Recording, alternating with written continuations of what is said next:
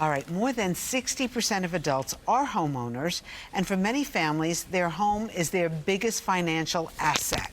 Today, we want to talk about the legal do's and don'ts for homeowners with a legal expert that specializes in asset protection. Joining us today is Margaret Carrozza, a practicing estate planning and asset protection attorney. Always nice to have you here, Good to see you Margaret. again. All right. First of all, some people want to buy a home. Let's start with that.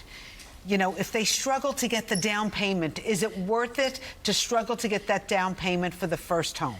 If you can scrape up 20%, then do it.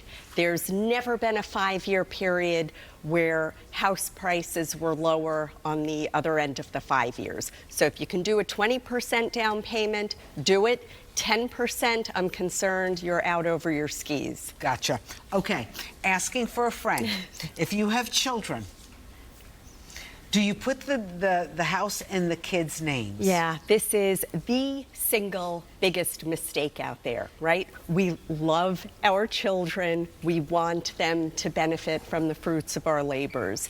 But if we bought the house in 1982 for $50,000 and it's now $450,000, they will have to pay capital gains taxes later. I will lose my star property tax exemptions, and if my child is in the 43% of Americans who will divorce, now my soon-to-be ex-son-in-law would have an interest in the house. So definitely don't put the house in the kids' names. What do you do? Yeah. Well, you also don't do joint ownership. If I put the house half in your name, we have all of the same problems on your half. So we want to do a trust. If we own real estate, if we own a co-op, a condo, we want to have a trust so the kids don't have to go through probate later. That takes 7 months, and it can really set the stage for squabbling amongst the kids. Explain to people what a trust is, because I think a lot of people think, oh, you've got to be either a big foundation or someone who's really rich in order to have one, but you don't. You don't. If you own real estate, if you own your apartment, you need a trust. The question isn't, do I need it or don't I need it?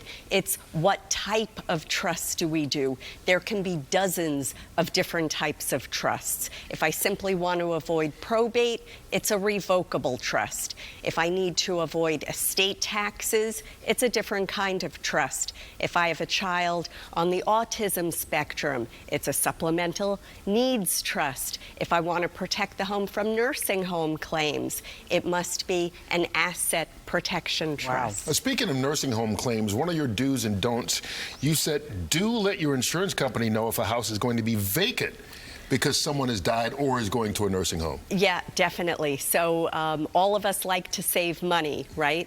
But it's the wrong place to save money with a little white lie for the insurance company, right? We must tell them when the home is vacant. Yes, the premiums are going to go up, but they will pay a claim if there's a problem on the property. If we don't inform them of the vacancy, they don't have to pay the claim. And that's another reason to want to avoid that minimum 7-month-long probate. I see on your do's and don'ts, you like those cameras on the doorbell. Absolutely. You know, when we read about squatters, these strangers coming into the home, and you say, how the heck can that be that strangers break into my home and now they have legal rights? Well, if we catch them early enough and we're able to call 911 and it's clear that there's been a break-in, now they're being hauled off in a police car and they don't have ownership rights in the home. Okay, so I own a home. I have a relative that is in a little bit of financial trouble. One of the ways I can help them is maybe by getting a second mortgage on my home. You say don't do that. Please don't do that, Kurt. Please never do that. If they need some money, you know, pull 100 out of your pocket and say, this is what I'm able to do. Don't jeopardize your future financial security to help out a loved one. It's hypothetical, by the way. Right, okay. By the way, You looked at me so serious. I'm like, I'm she was concerned. like, oh no, please. don't do it, Kurt. You always give great advice, and you have a radio show that you I give do. great advice as well. Sunday morning, 7:10 a.m., WOR 1030. Okay, and you have a practice. I do. I can be reached at myassetprotectionattorney.com and at mylawyerAnn on Instagram. and Margaret Carrozza, thank you. Great information. Thank Enjoy you. your holiday week.